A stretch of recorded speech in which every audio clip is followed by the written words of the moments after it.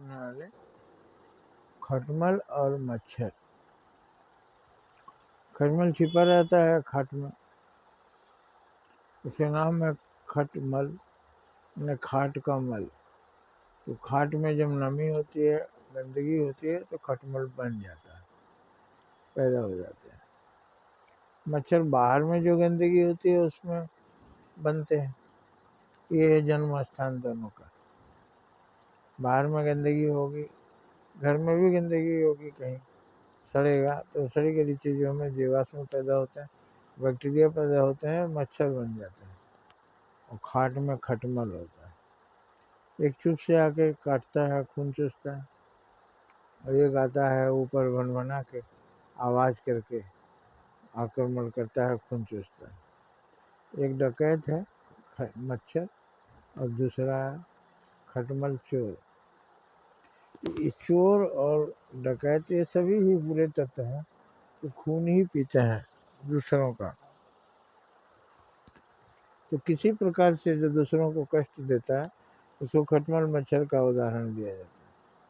अगला जन्म कुछ इसी प्रकार के जीवों में उनका होगा, जो दूसरों को ठगते हैं, चोरी कर लेते हैं, दूसरों का जो लूटते हैं, ये खटमल और मच्छर की योनि में चले जाएंगे। जो लोग अन्याय देखकर आंख बंद कर लेते हैं, उनका अगला जन्म आंख से रहित हो। तुमने आंख का उपयोग नहीं किया, देखकर भी अनदेखा किया, जाओ बिना आंख के रहो।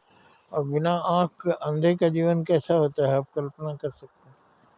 तो आंख से देखकर भी हमने किसी की मदद नहीं की, आंख से देखकर भी किसी को हमने गिरे से नहीं उठाया, आंख से देखकर ही हमने किसी को दुखों से नहीं बचाया, तो आंख ही नहीं मिलेगा।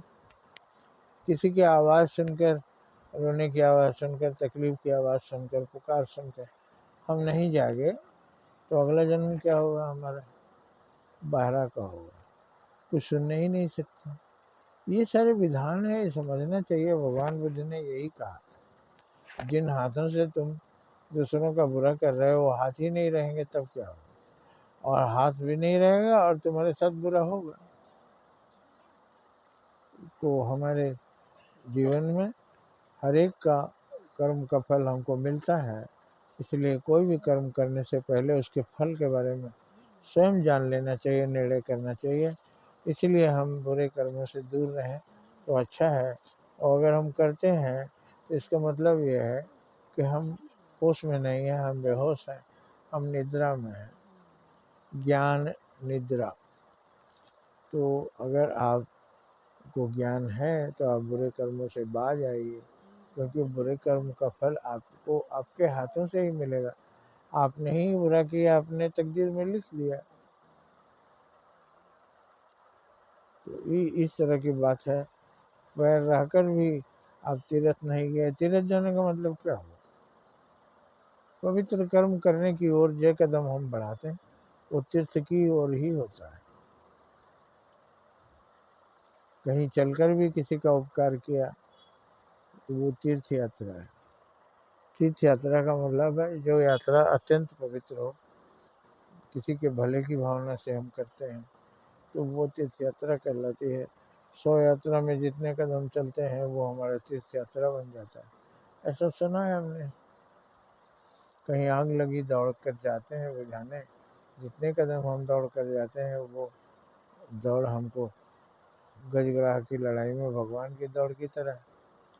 तो आशा है आप समझ रहे होंगे। हर एक का कैलकुलेशन बैठाइए, जो हम लिखते हैं उसका नंबर मिलता है, जो करते हैं उसका भी नंबर मिलता है। तो जो करें उससे पहले सोच लें कि उसका फल क्या होगा। अगर फल अच्छा नहीं है तो मत करिए। जय हिंद, जय भारत।